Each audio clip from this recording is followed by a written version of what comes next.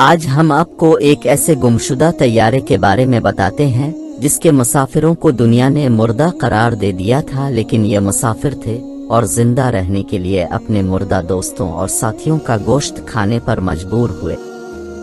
24 دسمبر کو ریسکیو ٹیمیں دوبارہ ان کی مدد کو پہنچی۔ جی ہاں، یہ سچا واقعہ 1972 میں پیش آیا تھا۔ جنوبی امریکہ کا ایک ملک یوراگوئے کے کالج کے لڑکے رگبی کا میچ کھیلنے اپنے رشتہ داروں اور عزیزوں کے ساتھ ہمسایہ ملک چلی جا رہے تھے۔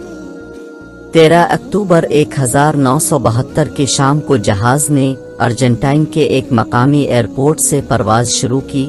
جہاز کی منزل چلی کا دارالحکومت سین ڈیئگو تھی اور اس میں 45 مسافر سوار تھے۔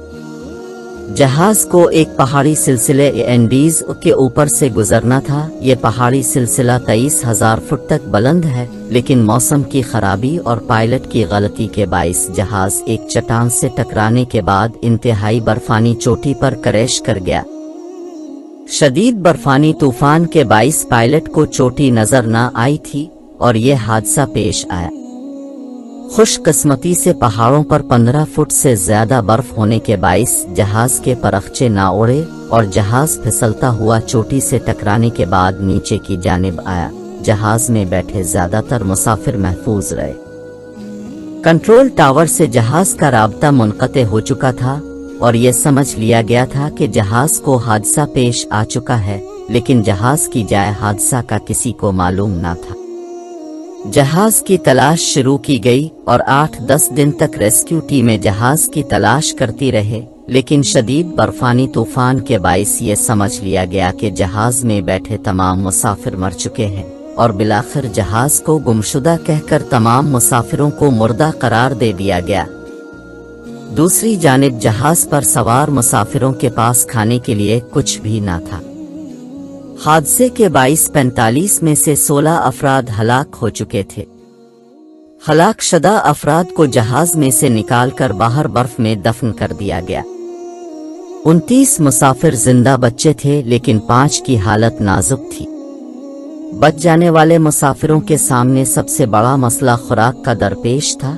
اس کے علاوہ جہاز کے باہر 15 سے 20 فٹ گہری برف تھی۔ سب سے بڑھ کر 15,000 فٹ کی بلندی پر شدید برفانی طوفان تھا۔ جہاز میں صرف 10 سے 12 چاکلیٹس موجود تھیں اور کھانے والے 29 لوگ یہ 12 چاکلیٹس 8 دن تک کھائیں گے۔ ٹرانزسٹر کے ذریعے باقی مسافروں کو 9ویں دن علم ہوا کہ انہیں مردہ قرار دے دیا گیا ہے اور ریسکیو ٹیموں نے ان کی تلاش بند کر دی ہے۔ بھوک کی وجہ سے ان مسافروں کا برا حال تھا اور جب یہ علم ہوا کہ اب ان کی امداد کو کوئی نہ آئے گا تو تمام مسافر شدید پریشانی کا شکار ہو گئے۔ مزید 3 دن تک مسافروں نے انتظار کیا، لیکن اب بھوک کے باعث ان کا برا حال تھا۔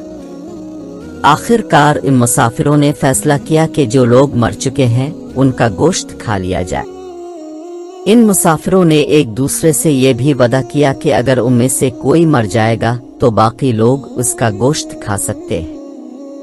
یہ مفلوک الحال مسافر شدید بے چارگی کے عالم میں 72 دن یعنی 2.5 ماہ تک اس برفانی جہنم میں رہے۔ شدید برفانی طوفان، بھوک، کمزوری اور بیماریوں کے باعث 29 لوگوں میں سے صرف 16 لوگ زندہ بچے، جبکہ 13 لوگ حادثے کے بعد ہلاک ہوئے۔ ان 16 لوگوں میں سے 2 بہادر نوجوانوں نے 20,000 فٹ سے زائد اونچا پہاڑ عام جوتوں اور کپڑوں میں عبور کیا اور نزدیک ترین قصبہ جو کہ 60 کلومیٹر دور تھا میں جا کر مدد حاصل کی، اور یوں ان لوگوں کو 24 دسمبر 1972 کو نئی زندگی ملی۔ یہ 16 لوگ آج بھی دنیا بھر میں بہت مشہور ہیں۔ دنیا بھر میں اس واقعے کو انسانی تاریخ کی سب سے بڑی بقا کی کہانی کہا جاتا ہے۔ اس حادثے پر ایک فلم 1993 الائیو بھی بن چکی ہے، جبکہ ایک کتاب بھی لکھی گئی جس کا برف کے قیدی کے نام سے اردو ترجمہ بھی ہوا۔ اگر آپ کی میری ویڈیو اچھی لگی ہے تو چینل کو لائک اور سبسکرائب کریں۔